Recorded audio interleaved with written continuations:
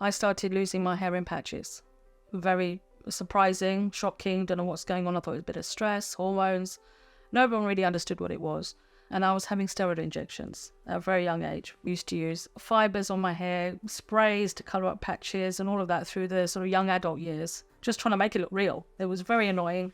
And I just decided to shave my hair. My eyebrows had been tattooed, so it wasn't too bad because I'd lost those as well. The lashes had gone, the body hair had gone, but there were just patches of hair everywhere that were just unnecessary. So I started wearing wigs. I had always had a real love-hate relationship with my hair. I had loads of hair. Like, it was so thick and so long, really thick, dark curls. Anyone who's got thick, curly hair knows it takes a lot of work to make it look nice, and generally it was a frizzy ponytail that I really didn't like, and I wanted it to be sleek and shiny. But then when I turned 40, actually I was getting ready for my 40th birthday party when I found my first bald patch. And then obviously my feelings about my hair changed in an instant. I was desperate to keep it no matter what. But obviously I didn't. So that bald patch grew very, very quickly, and it really was over the course of about 2 months that I went from a full head of hair to just kind of shaving off the last bits. I'd had a medical treatment that had gone wrong, although I was told it was all perfectly normal. And then I noticed one day I was at work and I rested my hand, under my hair. My hair was permed at the time. And I felt like I was touching scalp. And I got the mirror and I just remember the shock because I was angling the mirror and there was like a penny-sized bald spot. The reality that I was losing my hair in my early 20s was just too much for me to fathom. When the words came back, alopecia and hair loss and baldness, I was like, whoa. And as my mum used to say, the saying was, it just knocked me for 6. So in the end, I took the decision just to shave it off. And I had a #1 buzz cut. My hair started to fall out when I was 15 years old. I noticed 2 patches growing at the front of my hair, just here where my temples are. As the weeks were getting on, me and my mum decided to go to the doctors. Then I was recommended to a dermatologist and they diagnosed me with traction alopecia and seborrheic dermatitis. So not only was my hair falling out, but I was also having severe dandruff. So after a while, when I spoke to the doctors, they told me that my hair follicles were still active, but they weren't sure whether the hair at the front of my head would actually grow back. Hairdressing played a big part in my wig journey, if that, because I know how to style my hair, cut my hair. Makes it a lot easier than going in to a shop and wearing dodgy wigs, as I call them. I don't shy away from the fact I have alopecia. I tell everybody I wear wigs. I tell everybody I've got alopecia. In terms of wigs, I've used many, but I normally buy and throw. So I treat it like a hairdressing trip. So once a month I will buy a new wig, or I'll get several of the same wig and wear them through the season if I really, really like the colour. I love hair, so I want to have coloured hair, long hair, short hair. I change every month, depending on my mood. The specialist that I went to see did diagnose me with alopecia.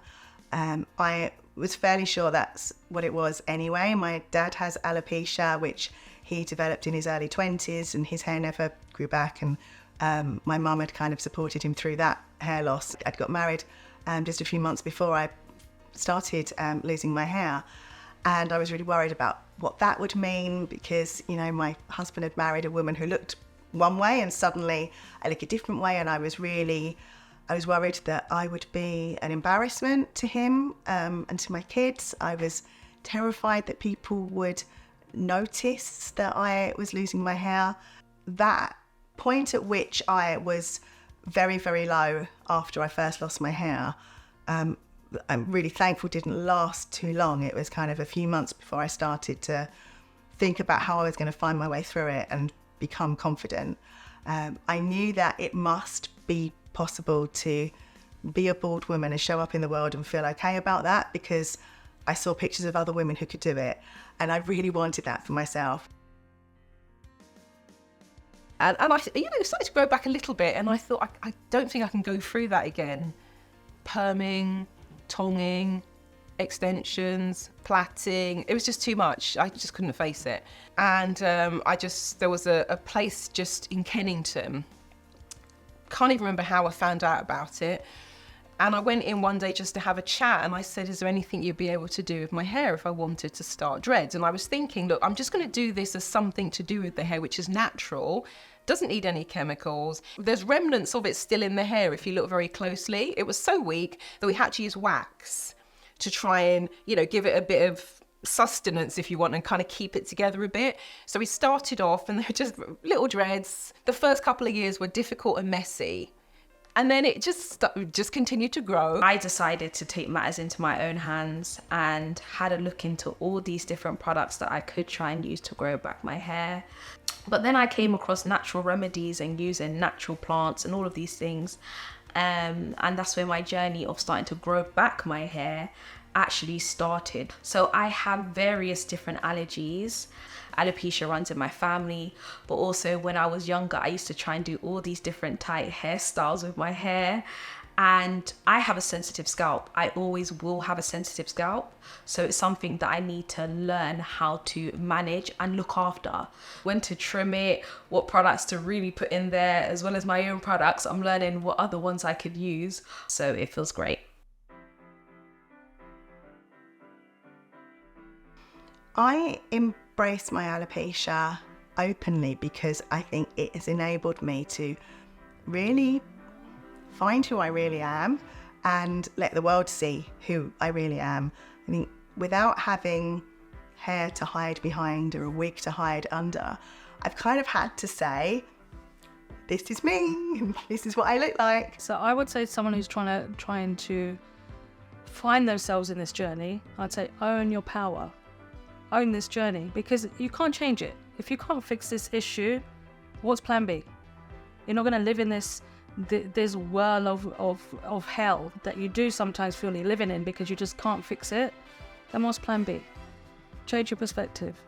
You change your perspective and everything fits into place.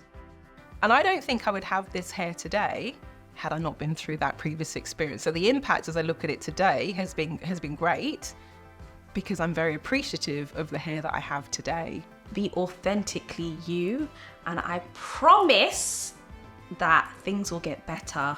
Talking to people about what it is you would love to achieve, kind of what you would love to be doing, whether it's going out without a wig on or just changing your wig to something really, exciting that you've never worn before, or sharing pictures, whatever it is, and then thinking to yourself, well, what could I put in place that would give me the courage to do that? And letting your friends and family know what that is. There is light at the end of the tunnel. It's not all bad news. Once you connect and you are aware of who you are, life is a lot better. I just want to say to everybody, happy Alopecia Awareness Month. So I just want to say to everybody, happy Alopecia Awareness Month. I just want to say to everyone, happy Alopecia Awareness Month. So I just want to say to everyone who is going through the alopecia journey, wherever they are on that journey, happy Alopecia Awareness Month. Alopecia changed my life for the better. It can be a really positive force, and I hope that you can celebrate the month in whatever way is right for you.